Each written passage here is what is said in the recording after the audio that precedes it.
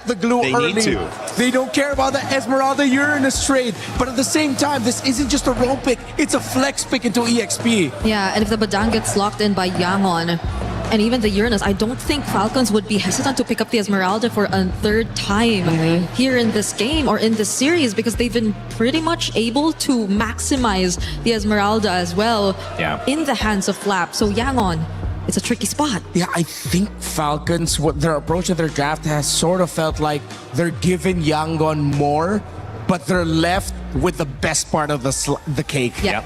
Right? It's like, all right, get as much of the cake as you want. We get that little part center that still has like the cherry on it, exactly. Sprinkles. But here's a little bit of extra. Yeah, but this is actually really good by Yangon. Instead of going to the second phase, instead of leaning towards aggressiveness for Han, they play again with the idea of control. They pick up the Guinevere and they get the Moskov. That's been banned out in that second phase every time. You guys have looked at it and said, ooh, Gwen would be good here. No, thank you. But it does leave open a chance for a very important pick here, whether it's EXP, whether you try to look at your mid lane here. So it's true the Esmeralda Uranus option is still there, honestly, for Falcons. But if they themselves want to switch things up a bit too and just jump into more crowd control potential, they can leave it for later and instead prioritize the Harley, which I think fairly enough would be a great matchup towards the Guinevere, especially in objectives. So they're really trying to readjust their sources of engage in the last two picks. I wonder if Yangon need to consider banning out a Farsa if they really want to double down on the aggro, but they need more crowd control. They already have the glue to disrupt. Good source of... Oh, it might depend. They might actually save the Haji pick for last. What if... well, there is a chance Yangon just take out all these potential XP lane problems. Yep. The zonings that can come out from Flap, either if he does get his hands on the Esmeralda, though they have ways to deal with it through Shred. I just feel like positioning-wise, you really don't want to face it anymore. And that will allow you to maybe consider another pickup on the Badang if it's just really taking out the counters that we're talking about. But they instead take out the Eve. Which I feel like means Yangon just showed a little bit of where they are mindset-wise, because their three picks are pretty great against a lineup with an Eve. And the fact that they still decided to ban it out, maybe that might be something that Falcons just now have a hunch on of, oh, wait, they're overthinking a certain aspect of it. The EXP lane is really where the focus for me has shifted. The R-Lot has gotten banned. I thought that would be a great pick to get Ying back in comfort.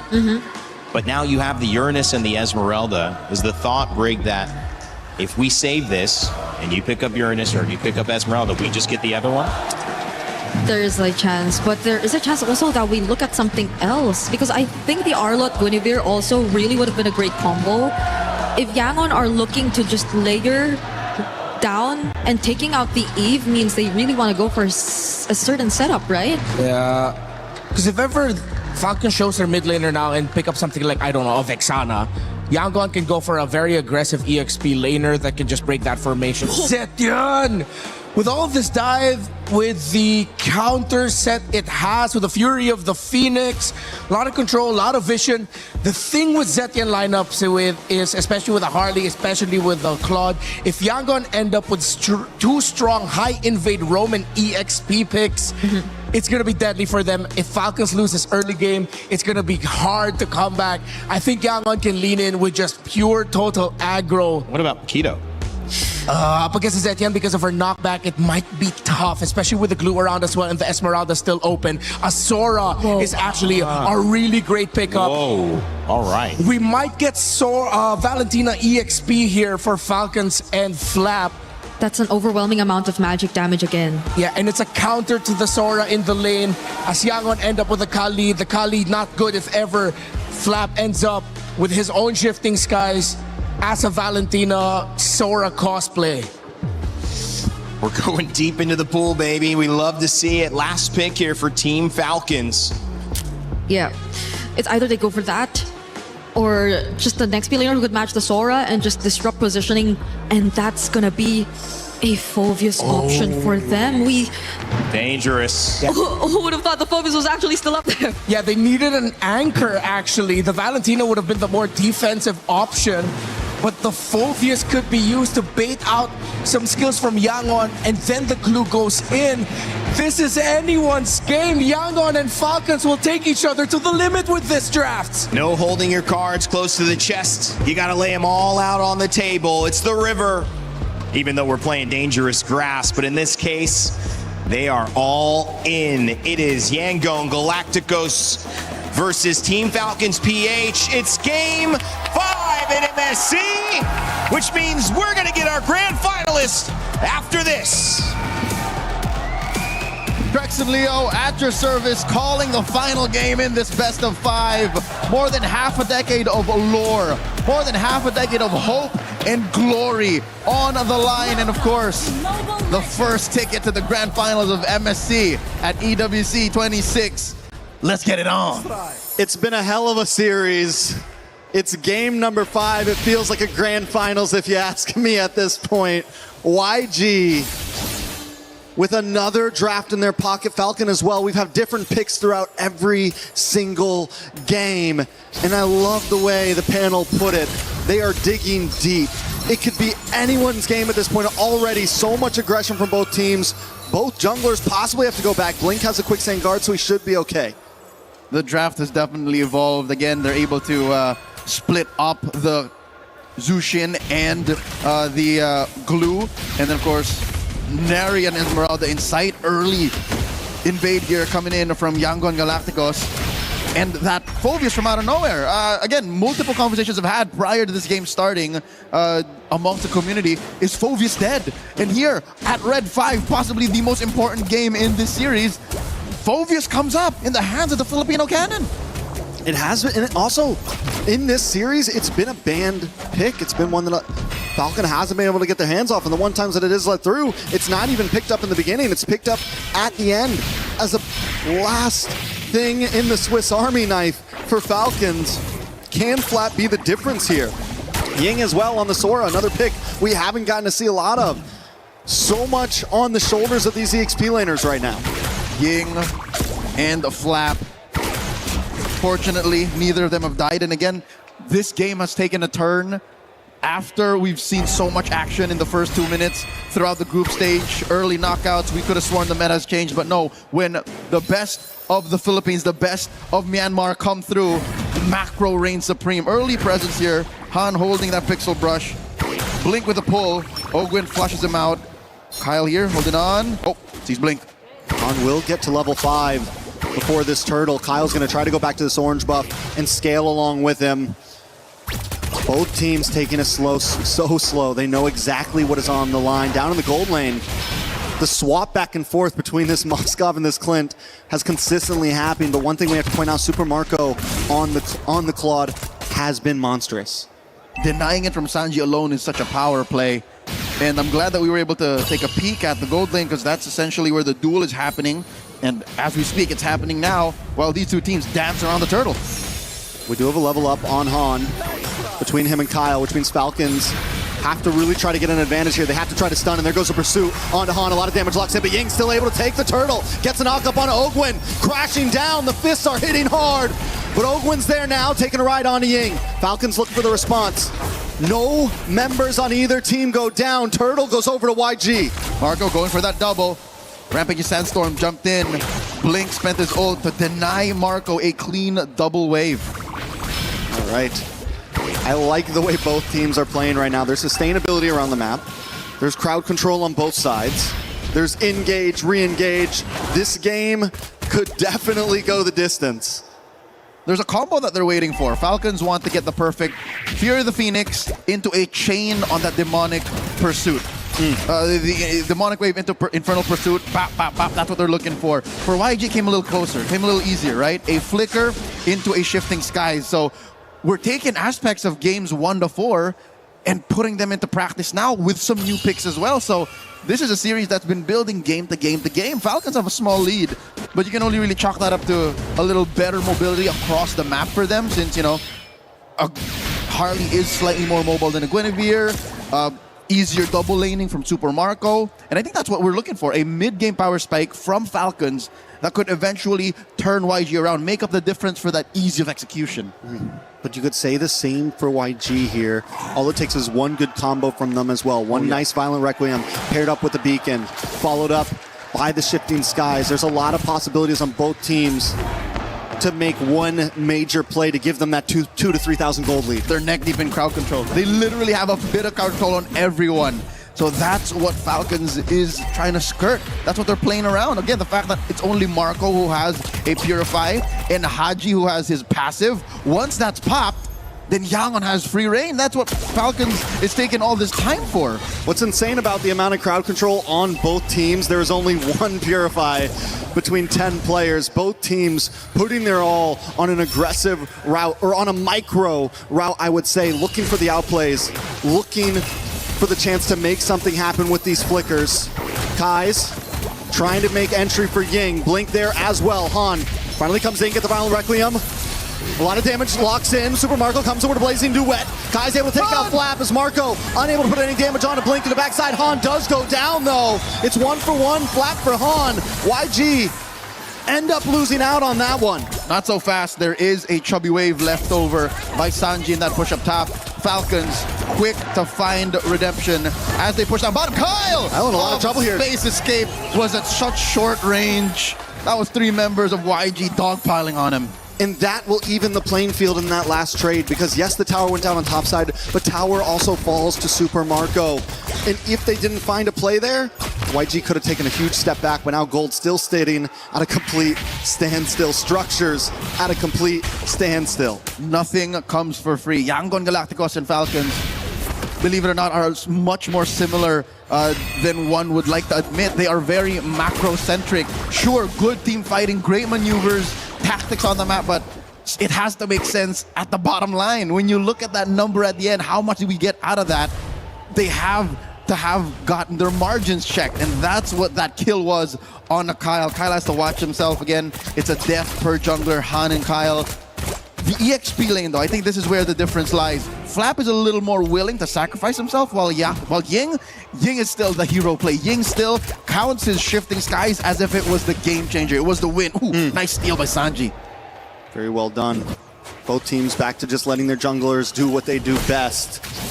YG, Han does take a camp up on the top side.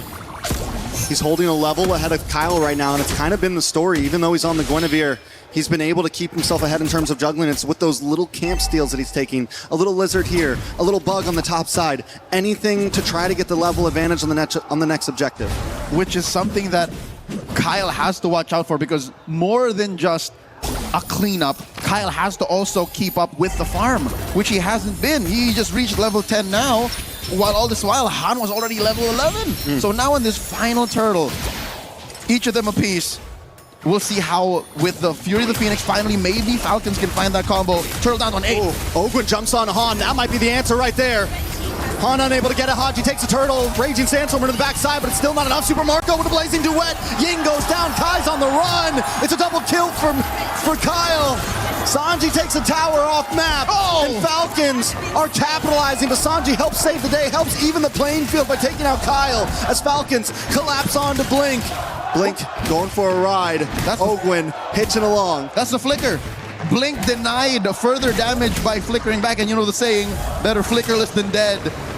And only if Falcons could have cut down their losses, which I can't blame. Again, Kyle is such a softie. Looking at this whole lineup, Kyle is the most vulnerable of them all. And the reason how this worked is the perfect synchronization of all of their ults.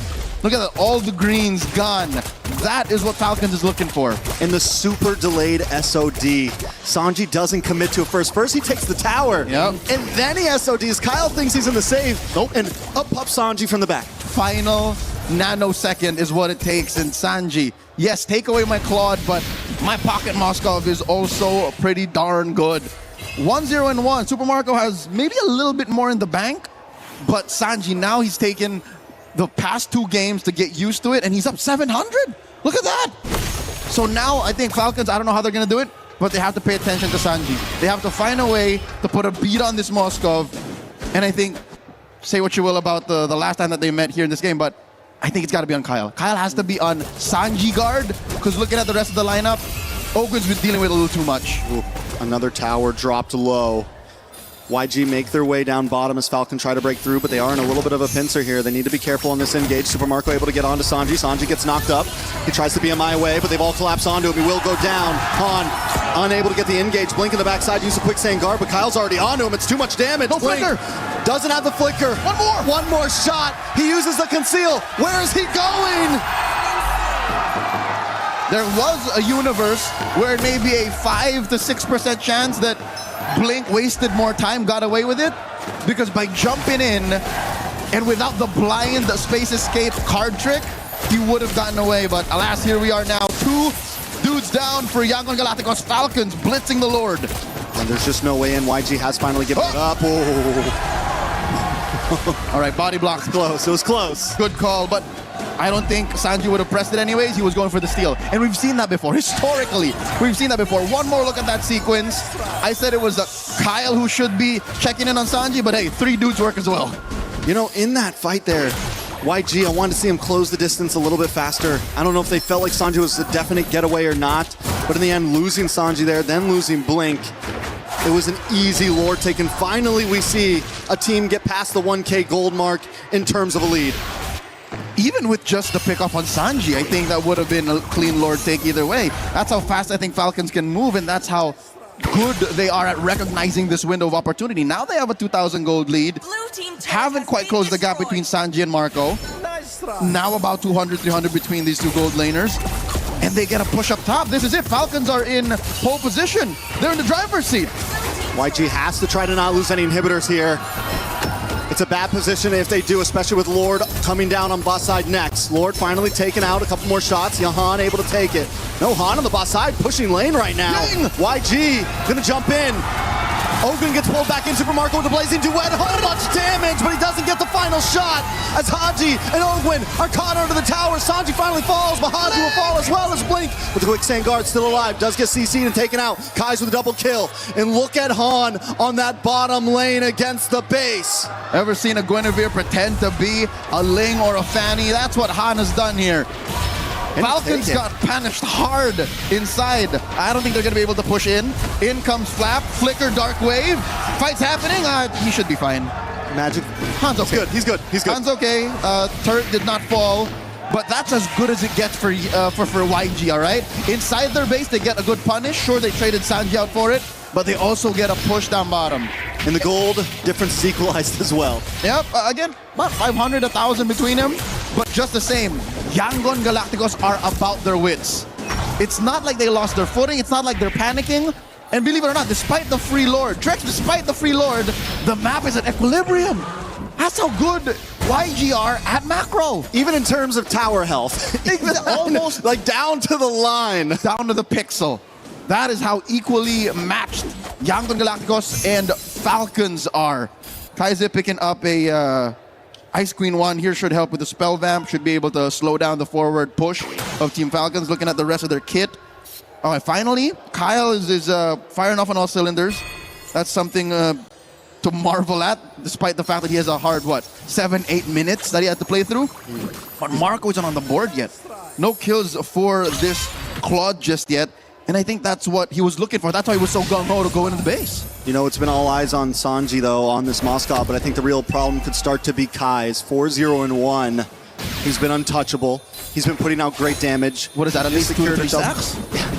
Yeah. It's clean for him right now, and it's only going to get better and better as YG start to burst down or at least keep pace on this Lord. Super Marco wants to pull it to their side. The dance is on. So with the draft that they have, Falcons has a slight advantage on the Lord Dance. Claude, much like the Melissa, can do a singular Lord Dance blink here. Warning shots. Pew, pew. BMI forward. Might force a response out of blink here. For Marco. Man-to-man mark. BMI back. He's back. How long does that BMI last? I mean, feel like he was chasing him for a minute there. As long as the SOD could. And Shifting Skies, Requiem, he catches Ogwin. Kai's gets the kill. Deadly Magic isn't going to be able to finish off Ying. Blink in the backside, able to pull Super Marco away as Kai's gets a double onto Flat. That was the target. That was the bait. And Super Marco wasn't there to help out the team. Now Kai's is on to the next one as Haji falls. Blink goes down round, but it's still not enough. 4 members drop on the side of Falcons. Kaiser is out of this world. Massive stacks gain. Falcons fans are at the end of their wits. A singular mistake, maybe a second too long, held inside a bush. A moment of hesitation leads to a 4-for-1 trade. Once again, you can split up the Ubi, but they find a way to collapse into you. Blink was such an amazing raging sandstorm to delay the engage from Super Marco. He catches Haji and Marco in that hit. What a bait. For what? The better part of a minute, Blink was conditioning Marco and maybe even the rest of Falcons saying, look, we're gonna take it. All you gotta do is grab it. It's right underneath their noses. And Falcons fell for it. Because of that, they're down 2K. They're in jeopardy to lose their bottom lane inhibitor. And that's 50 stacks, so 5 kills off of the original 2 before he built the Sky Piercer. This Zushin, I don't know how they're gonna kill him. I don't know how Kai's gonna die here because again, prior it was the Sanji watch. Now it seems like even Blink is immortal. How is Kaiser gonna get his stacks cut in half? I don't think there's a way. We will see though. YG with a beautiful delay on this Lord push. They're gonna be able to focus on this mid and top side as the Lord slowly makes his way downtown. Perfect sync. Mid lane tier 2 drops. Sanji hidden from where the sun don't shine. Is that him on a Malefic gun? I'm pretty sure he has it already. You're not supposed to be able to hit from that range. Blink here, put down to a third.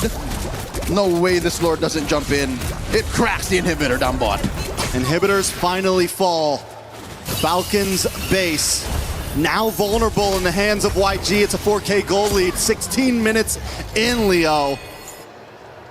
We've had a lot of one-sided games so far in the past 4. We were wondering how game 5 was gonna be. This is the longest one so far, I'm pretty sure, at least getting to that clock. It's about a minute and a half before the Lord spawns lower quarter. Falcons fans can thank the heavens that it's not on the long lane. Yes. So that's less of a worry, but given the double clone jutsu BMI on the Space Escape, they can afford it, but this is still something that they could use to their advantage. So far, Yangon Galacticos, man to man, just up on every single role. Again, I can't even count Kyle over Han because Han is a utility jungler. Han doesn't care if he's down on damage. All he needs to do is find the perfect Requiem, which is again set up so perfectly prior to that 4-for-1 trade. Because again, on-demand crowd control. That was the issue in game 1 and 2. Game 5, it haunts Falcons once again. And I'd hate to throw it back to the fact that there's only one Purify, just but one in Super Marco. Passive on Haji, procced off once again. And that was the big risk we brought up at the beginning of the series. So much crowd control on both sides, so little Purifies. Yes, Super Marco is outputting the damage. Yes, we can see him chipping away on Blink, but he has to put his all onto one person to be able to do that. And while that keeps happening, YG is capitalizing elsewhere in these team fights. YG is finding those violent Requiems. They're finding other targets. We don't have to deal with Super Marco. Blink can handle that. We'll kill the rest. As soon as Yangon Galacticos find their 1-2 punch, crowd control, CC, AoE on at least 2 or 3, then that's it. Falcons have to fold. So that's why this dance is going to be very, very perilous. Y-Brush getting flushed out by Ogwin. Big knock-up set up here by the Lord. Oh, the massive pull. This might be uncontestable. I don't think they can make their way in. Kyle's not there. Han able to get it. Into the backside flap. Able to get a nice deadly magic. Han taking a lot of damage. Blink though. Taken out by Super Marco. Blazing duet. Kyle falls though because Ying is there to save them all. And Flap will be next. YG doing what we thought they couldn't. Haji falls and it's one man standing. Ogwin against the world. Ogwin against it all. Kai's with the Maniac. The final nail in the coffin. Falcons took the fight, and Yangon will take the spoils. It's been 5 years. 5 years of doubts for